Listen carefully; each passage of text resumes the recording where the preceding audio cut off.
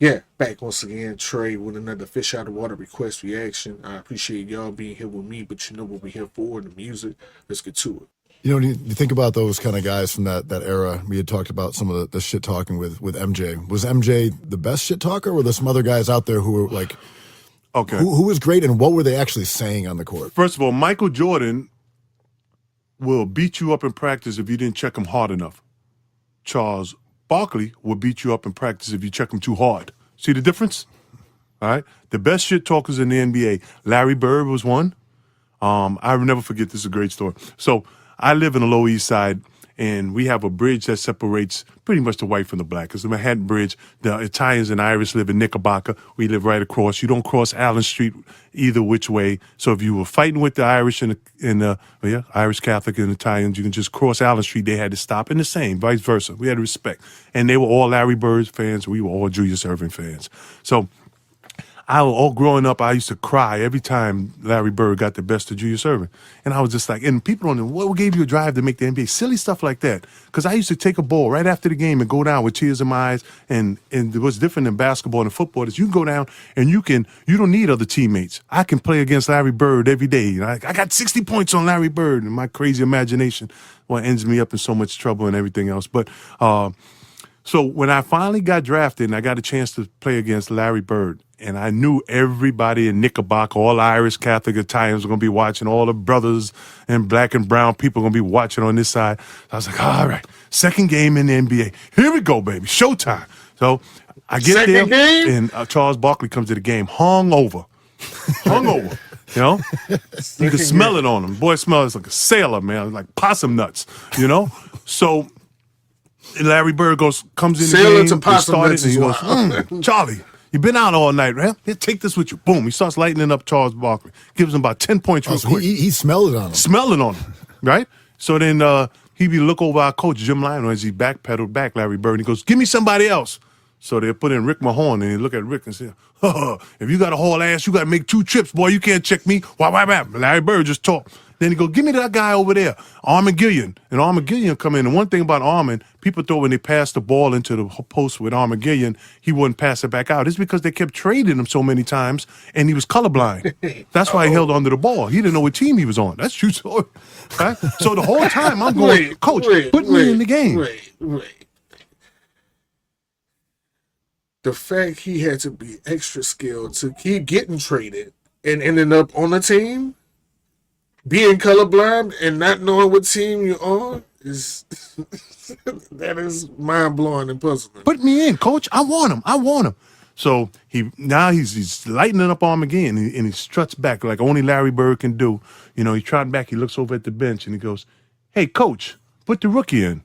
I was like, "Yeah, put me in. You better not hope you don't put me in." And then Jimmy goes, "Jay, go get him." And I go in. I go, "Yeah.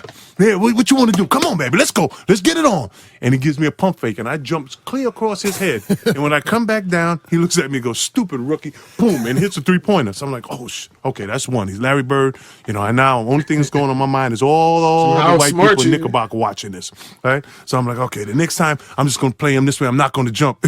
And he's laughing. His third goes, "You're not going to jump against the Birdman?" Whap! Hits another one. So 6 points in not 25 seconds. So I go, shit, now what do I do? So I'm caught between the fart and the shit. So I'm just, I'm like half jumping. I look like a damn orangutan. What to do? Now I'm panicking. And he just gives me a pump fake, crosses over, hits another. Got 9 points now, Ben. 9. And it's 3 straight times down. So I'm starting to think when we run back down, maybe I shouldn't play basketball. Maybe I wasn't that good. Maybe I should have been a brick mason. You know, what the hell am I doing here? I can't go home now. If this guy scores one more bucket, I'm thinking suicide. It really was. I was like, what the? That's how bad. I went back down and I was like, well, I bet you can't take me in the post. He goes, post me up. 5 down, he calls. Yeah, they throw the ball in the post. You making it too easy for him. Dunks on me. Yeah, now you making it too easy. I got dunked on by a white man who's on the end of his career. Can never Larry go home Bird. again. It's a wrap now. The only thing Now on you my know how mind Julius felt. is Mayflower. He doing that in the post. You know what Mayflower is, right? That's the moving company. You know, 1-800 Mayflower. I got to move out of the neighborhood, and then he just gets another one. And now he ends up with about 14 points on me, and I'm like devastated. So the second half starts, and I'm on the bench, and he starts lighting up Charles Barkley again. He's lighting up Rick Mahorn. Then he's lighting up Arm McGillian, right? And the coach comes down to the bench. You got nobody else to put in the game. And he looks at me, and I start looking into the stands with the with the fans. I wouldn't give no eye contact to Jimmy Line and the coach. And I'm like, please, don't put me back in there with the white guy. Please, whatever you do. Nah, yo. I would want you like off my team. If you're not giving the coach eye contact to get in the game and at least try against Larry Bird, at least try. That's what you're doing. Not giving the coach contact when he's clearly trying to look at you and his eyeballs are burning the side of your face. That's even more. It's worse. It was the first time in my life I was scared to be go into a basketball game. Yeah. So fast forward about 6-7 years later, I make the All-Star team, and he's our coach. And when you make the All-Star team, you go in and they have your minutes on because our Eagles are so big, and people think there's coaching that goes on in that game. Oh, in the NBA, there's really no coaching. The NBA is 80% personnel. That's your team. 10% coaching, 10% luck. That's how you win games.